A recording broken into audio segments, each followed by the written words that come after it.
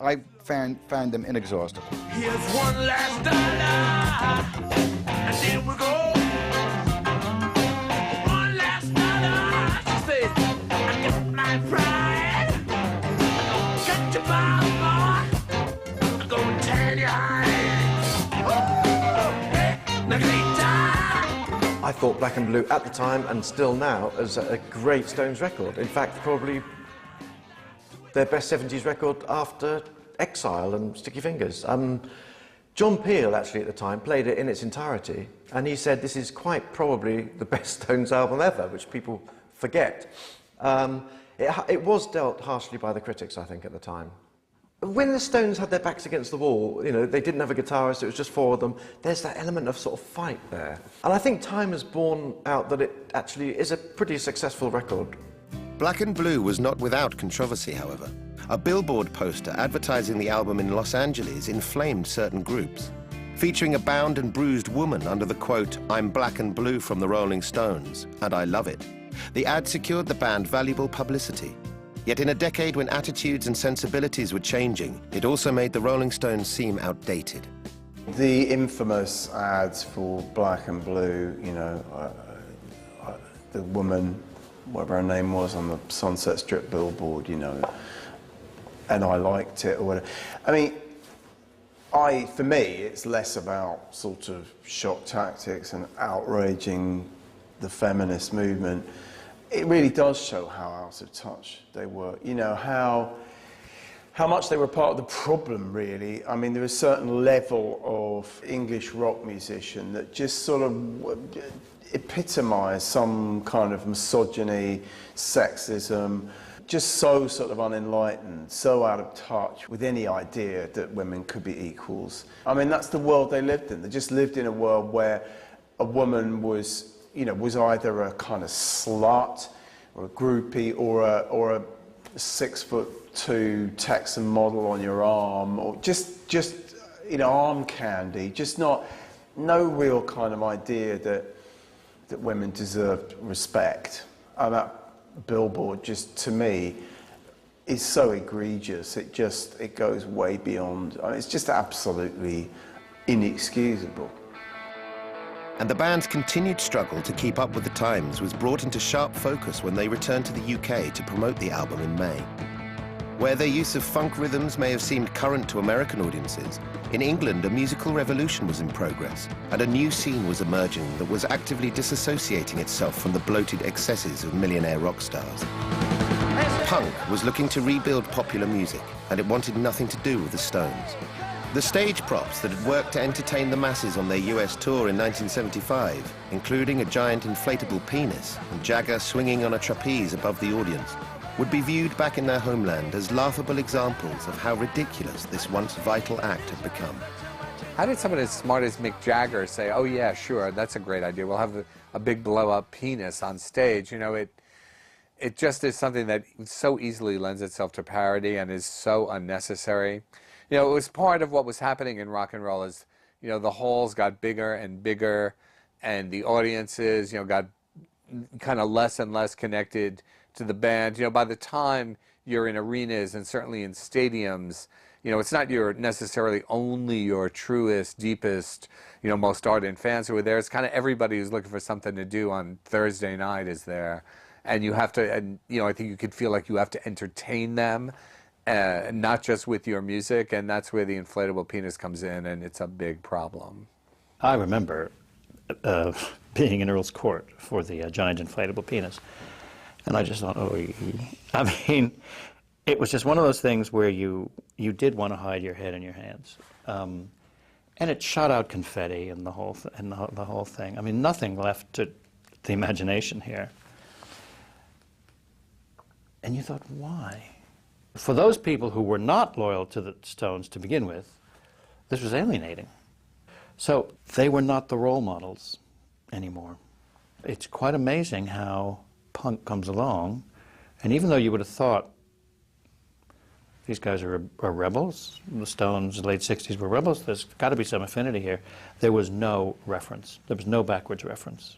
I saw them in '76, and I went with my sister. As we were going to Earl's Court, We bumped into some punks, and it was the very, very early days of punks. They'd been in the press for a couple of months or so. Years later, I interviewed Captain Sensible, and I also did a book on Sid Vicious, and I found out that they were at Earl's Court. Captain remembers it, and when I did the Vicious stuff, and Vicious was there as well. They'd gone to laugh at the old hippies who were going to see the Stones. Having, you know, Jagger swinging from a rope, I think at one point he said, "Oh, it's the best part of the show, that is, swinging on this rope, you know," and he on this giant penis, and the lotus-shaped stage, and which he designed with Peter Rudge. I mean, Jagger saw himself as an art director. You know, by this time he was the head of a corporation and films, and you know, it wanted more than just rock. Rock wasn't really enough for him, but for a disaffected young generation who'd come through and seen the wild Bolan and Bowie, they wanted something different from their rock stars, I think, and the Stones just didn't speak to that generation at all. As punk grew into a major musical and cultural phenomenon, in the UK, the only Stone to escape with his reputation intact was Keith Richards. Where the stage props and the superficiality were seen to stem from Jagger, Richards remained a more credible figure, less interested in celebrity posturing and sticking to his ragged blues roots. Yet he was also an icon for the wrong reasons. By 1976, the guitarist once crowned the world's most elegantly wasted man was in reality an addict, ailing both physically and mentally. It's very interesting, you know, the emergence of Keith Richards, which I always trace to the 1969 Rolling Stones tour, you know, where Keith had, you know, the kind of haystack hairdo, you know, he became Keith, you know, and he emerged out of Jagger's shadow and really became a kind of second frontman in the band.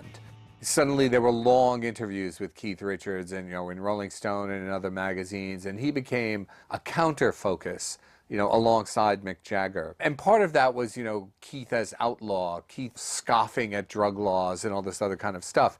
And it was fun, and it was exciting, and of course Keith is great and a great player, but then it really became, wait a second, this guy's a junkie and really is in trouble here. Like, it's not just a photograph anymore.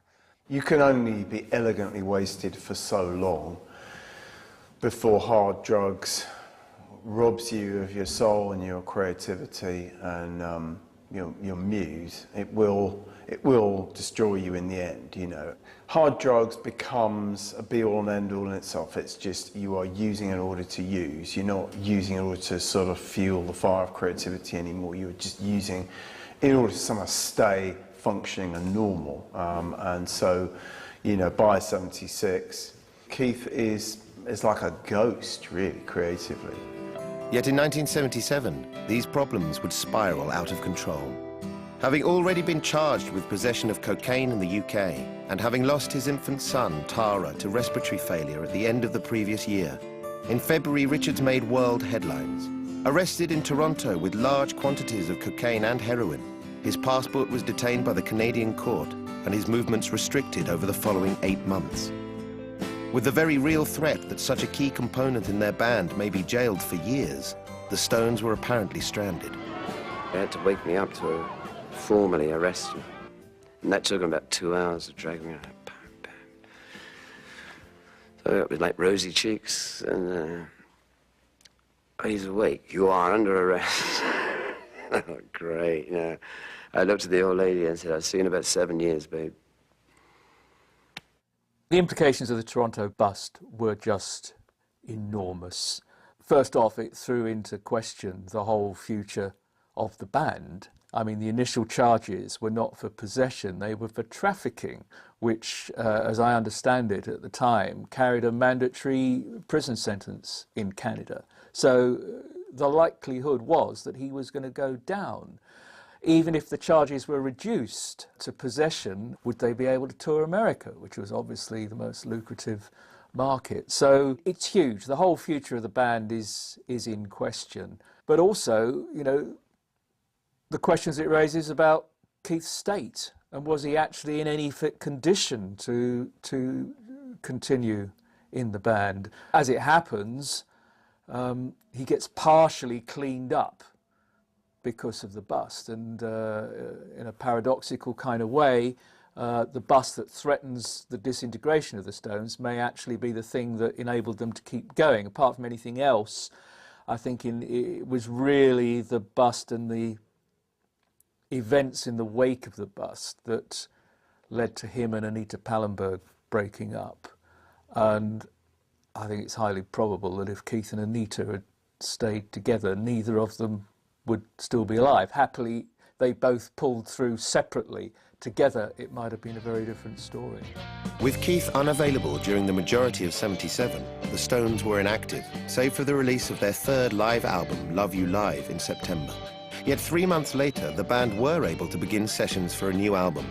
And after years of recording in the UK and the US, work on this new material took place in EMI's Pathé Marconi studios in Paris. Unlike their previous albums, the band called in few guest musicians to add to their sound. One exception was a young, relatively unknown harmonica player named Sugar Blue. I had been playing at a club called Le Vieil Gris and doing a lot of busking in the metros and on the streets of Paris. There was a friend of theirs that I believe was working with Cubby Broccoli on a new Bond movie at the time. And he came to a party where I was playing at, here at his jamming. And he gave me Mick's number and said, call. Okay, so I thought that friends of mine were pulling my leg, right? What have I got to lose? So I called the number, and I know Jagger's voice. I mean, you know, from interviews and things like that. And I hear this really heavy Cockney accent on the other side, and I'm going, okay, somebody's pulling my leg. This is a joke, and what the heck, you know? So I just go along with it. He says, well, why don't you show up at a studio Bois de Boulogne in the Bois de Boulogne right outside of Paris.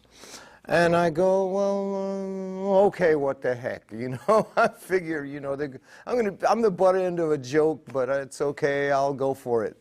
And I get out there, and lo and behold, it was Jagger, and he puts on this accent to sort of try and be under the radar, you know. He doesn't want a lot of people to recognize him. Keith says, choose an amp, any amp. There were like 50 of them. You know? And he says, that one over there, that one's mine. I said, okay, maybe that's got the right mojo. I'll try that one.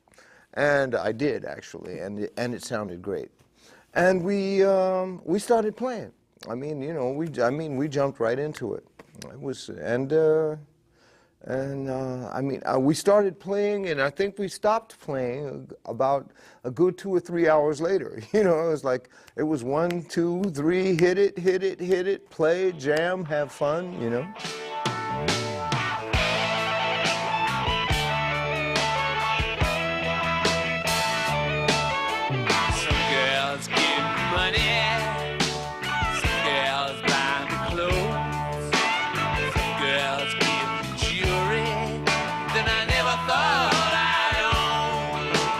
I had been playing constantly for maybe, and I mean like constantly, for like 12, 18 hours a day for a year or more. I had been practicing like a man possessed. And I had just come to Europe and landed in France, and I had something to prove. And it was very important to me that the power and the dedication and the belief in the music that I was playing should come through every note, every time I hit. And I think that I was so impassioned in my delivery, I think that maybe they heard that, you know, because I wanted to play in the tradition, but I wanted to add to the tradition, you know, like Willie Dixon used to say, the most important thing that you can do as a blues man is to add to the canon of the blues. And I was working very, very hard on that. And I think that they heard my passion. As the Paris sessions spread into 1978, despite the strain of Richard's continued court proceedings, the Stones were going through a purple patch. With Jagger at the helm, penning a wealth of new material, the band recorded enough tracks to fill 2 or 3 albums, and after years of struggle had seemingly rediscovered their passion and creative energy in the studio.